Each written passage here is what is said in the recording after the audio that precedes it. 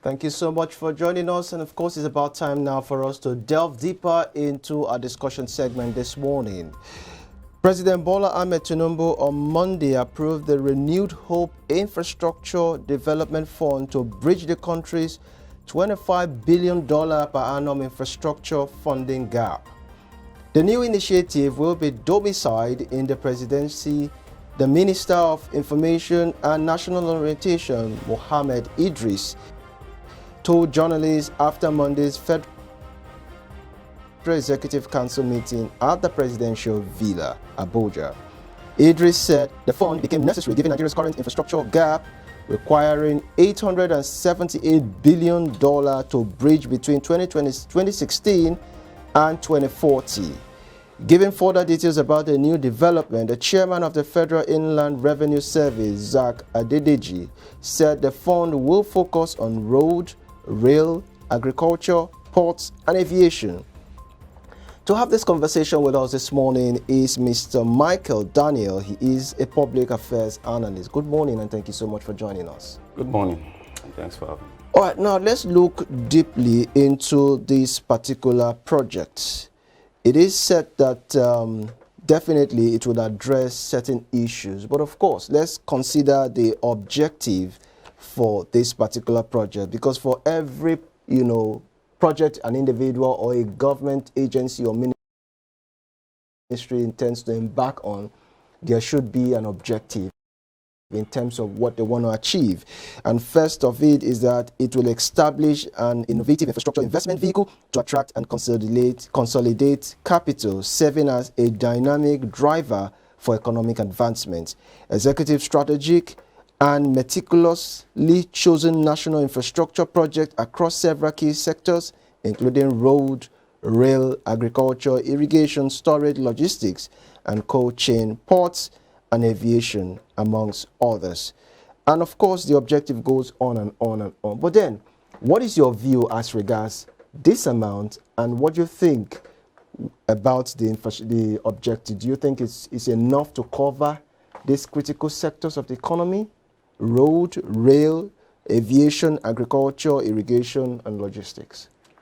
Thank you. I think it's a loud and commendable idea. The vision is comprehensive enough to revamp the economy, as it were. Those that craft this particular project, I think, have done an extensive work in bringing up this lofty idea. But I approach things like this with cautious optimism. We've had a lot of programs before now, and I can only hope that this time around the government will be serious to have it properly implemented, because that is always the missing link. We have had several interventions in the past. I mean, the list goes on from the days of Babangida, when we had MAMSA, and all of that, 7-point agenda of Musa Yar'Adua, Vision 2020 of Olusegun Obasanjo, and all of that. So we have never had problem with having visions like that, projects like that. Special interventions of this nature has always come up, even in previous administrations, but the missing link has always been the implementation, which I think this particular administration should be very focused about and ensure that it is properly implemented. As to if the amount involved, the over 800 billion that is set to intervene in some of these key sectors, I think we only have our fingers crossed to see how far-reaching such interventions could go. But generally, it's a good idea. But my fear, from what I've always seen in the past, is the implementation. Okay, so your point has been well taken. Implementation has always been the issue, because beyond having a fantastic, policy direction in terms of key areas of the sector that will be revamped, $25 billion, is it not a far cry compared to what is required to be able to kickstart the economy, looking at the areas it will touch? If that amount is properly deployed, I think it will get somewhere. What makes you think so? $25 billion in today's economy is still not a small amount. It's huge, even as bad as the economy is at the moment. But if it is properly deployed, I think we see some things getting improved in terms of some of the goals that they have set. You see meaningful improvement in some of the infrastructure that government intend to intervene in. So I believe it's an amount that can do something. It may not cover the whole project.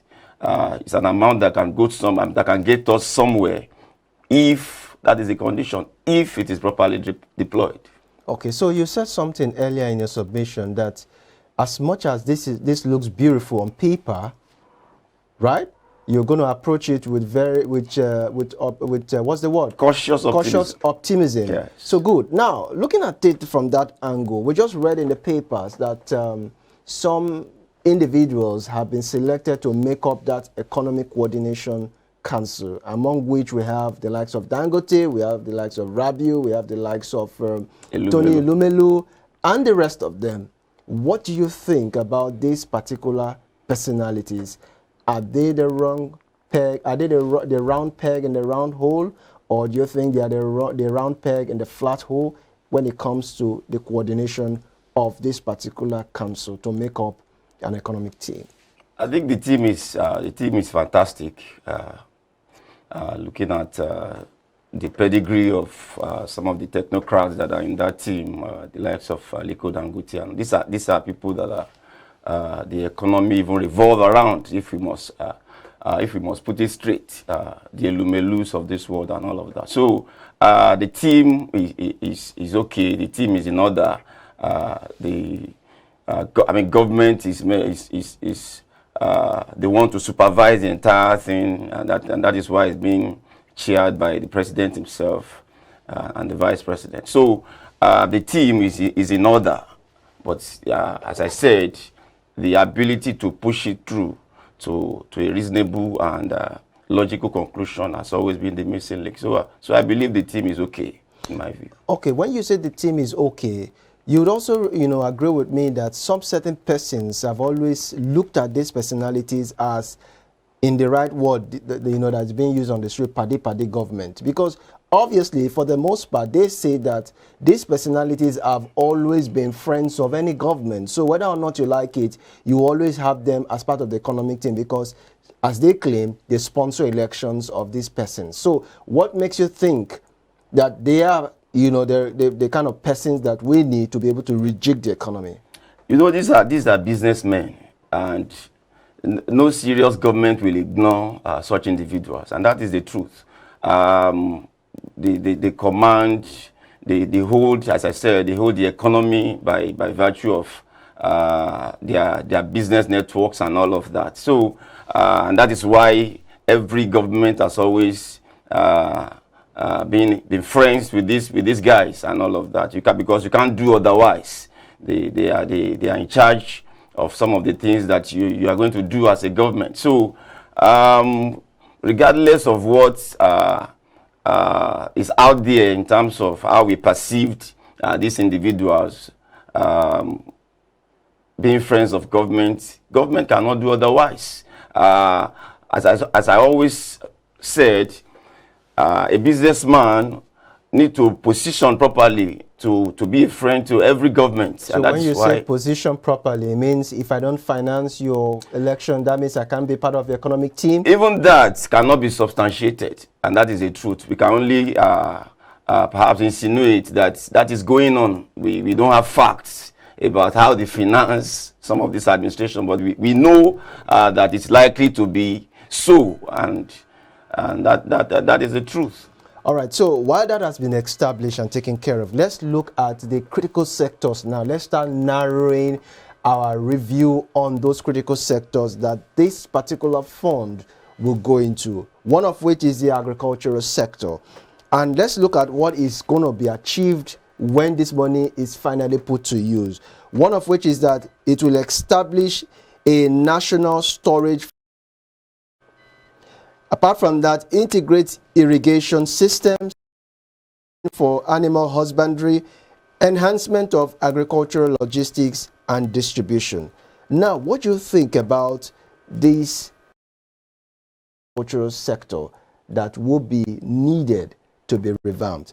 Taking into cognizance the fact that the banditry and farmers' header clash that we've had has been as a result of the issue of ranching.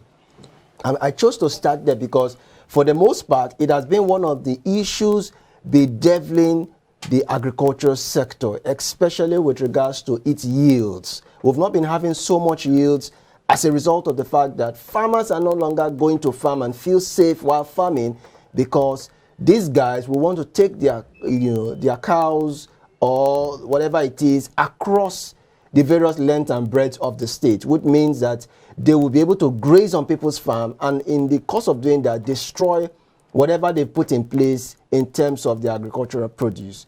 And trying to react to this will cause some level of clashes. So do you think that this would address the issue of ranching, understanding the fact that in some states, these guys find it difficult to embrace the idea of ranching because it has been a long time coming in that particular culture of having to move their livestock from one part of the state to the other, the life of a nomad. So what do you think about this, first of all, in the area of ranching? Government must be serious this time to resolve these incessant clashes that we have always had. The idea of having a ranch or having ranches is a good one. That's the way it should be done. I mean, headers should not be moving across states as we have been seeing in the past and all of that.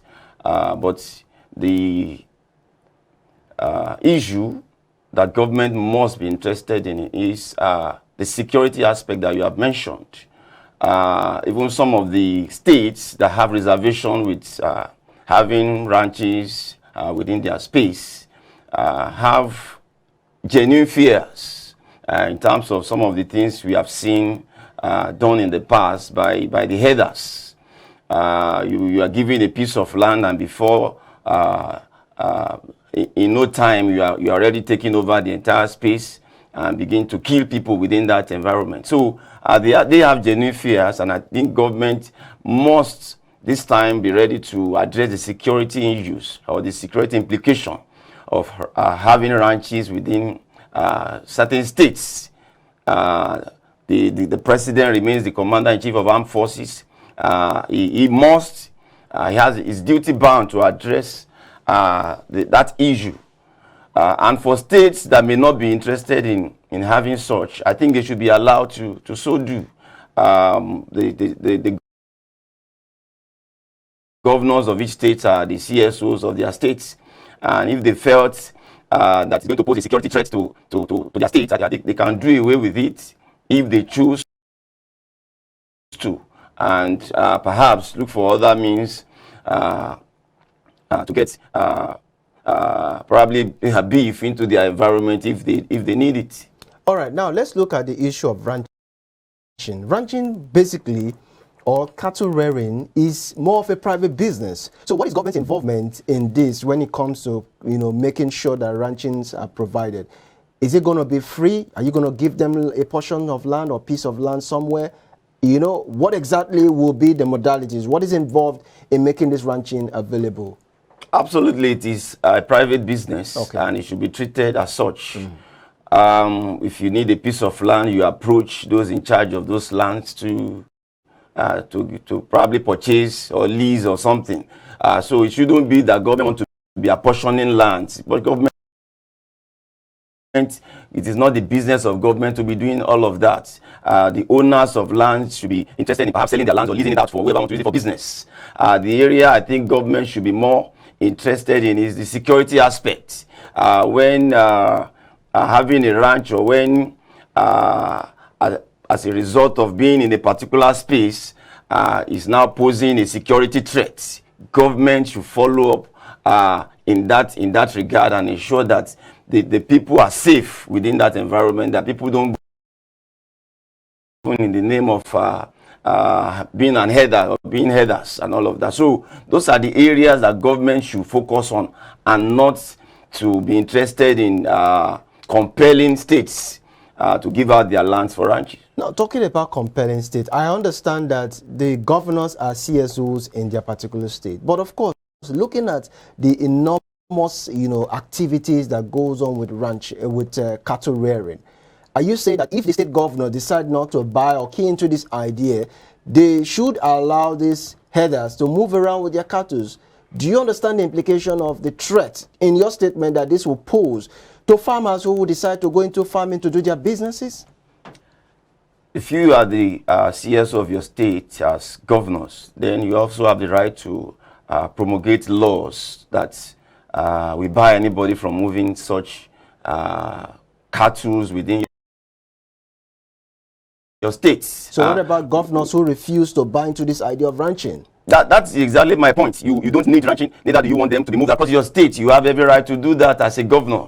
Akeredolu, governor, may God bless his soul. Akeredolu did that effectively to an extent in Ondo State by saying that you cannot move your stuff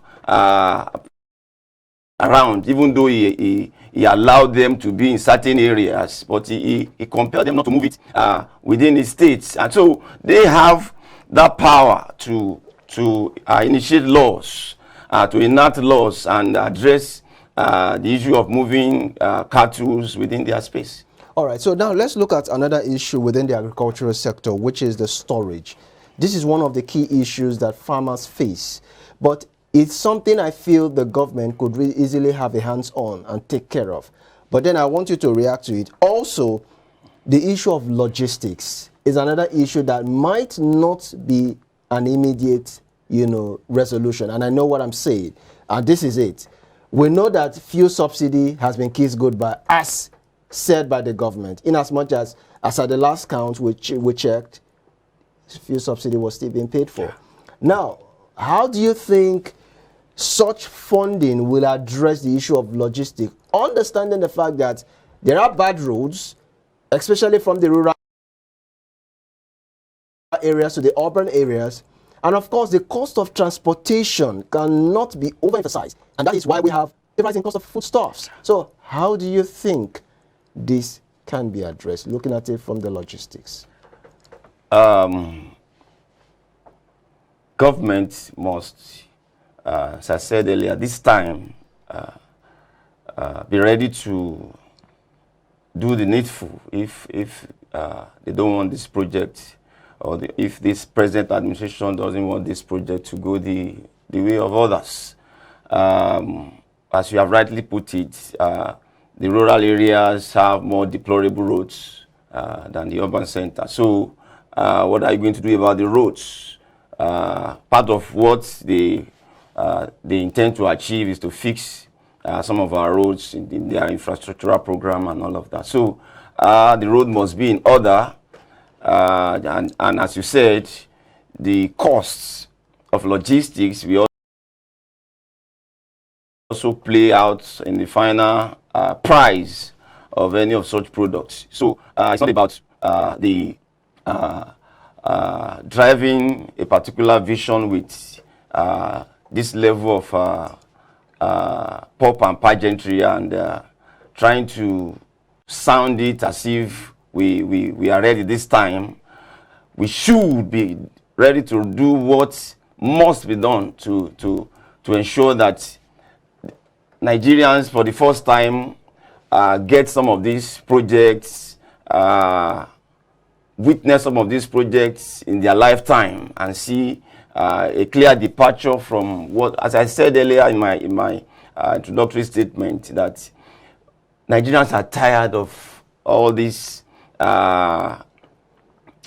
interventions. I mean, personally, I'm sick of it. I was just going through some of the past interventions. They are not different. Sadly enough, they are not different from each other. Some of these interventions, you'll be shocked that they've been there as far back as 92 or thereabouts. 1992, when the Fadama program came up, we had Fadama 1, Fadama 2, Fadama 3, and all of that. The Fadama program was meant to be an irrigation centered farming system that should address food shortage and all of that, just the way we are having it now. And unfortunately, several years down the line, we are still talking about the same thing. So it makes the whole thing look like a joke. And as I said, government must be serious this time to fix what must be fixed to get these things done. The logistic cannot be, we can't overemphasize it. You must fix the roads. The cost of energy must come down, must be reasonable enough so that the entire thing doesn't come back to the price, and so that some of these things can be affordable. Because what is the whole essence of driving a project of this nature, of this magnitude, especially in the agricultural area, and yet people cannot really afford those items by the time they get to market. So all these things must go into this the vision and ensure that it is properly and meticulously implemented. All right, now enough of the agricultural, emphasis, and let's delve a little bit into port revitalization. The Nigerian port, as we have it in Apapa Wharf, is a mess, considering the fact that if you think of going to Apapa Wharf to clear your consignment, it is almost like a nightmare to you, considering the fact that it's either the traffic, the turnaround time, especially when it comes to call-up time for you to come in and clear your item, the payments here and there. You just find it so difficult. At the end of the day, it defeats the whole process of you going there to do your activities. The last time we checked, when the immediate past administration of Muhammadu Buhari, his vice president, Yemi Osinbajo, paid a visit to the port. And we saw what happened almost about 24 hours before he arrived. The ports were cleared. The trucks that usually litter on that road, that creates, more like a deadlock for people who might be plying through that road, were cleared. 24 hours after he left, what happened? They returned back. So what do you think about the port revitalization? Do you think that anything better would actually come out of the port? More like saying, can you get anything good from Nazareth? So is there anything that is going to come out? Is there any magic that will be done in the port revitalization? Honestly, I wish I can be very affirmative on this. I wish I can be very precise to say this time around we are getting it right. I wish I can go that route, but as I said earlier, I'm being constrained to believe that government should help Nigerians this time. Government should be serious this time around. The Tinubu-led administration should be more precise in terms of implementing some of these things. They are lofty programs. Port revitalization, in fact, part of the port revitalization talked about the automation of some of their operation, which is very beautiful, which could have been a very fantastic idea if implemented. The time that people waste within that environment in clearing their stuff, the agencies, duplications of functions that we have around that space in terms of people getting their goods cleared from the port. If all of that can be addressed as stipulated in that document, in that vision, it will be a brilliant one. So this current administration have that opportunity now to really do what must be done this time to get that port running effectively and efficiently, as we see it in some of the developed climes. So I can only wish I'm able to say it affirmatively that it's going to be done. I hope it will be done this time. The government of the day has every opportunity to do it correctly if they choose to, and I hope they do that.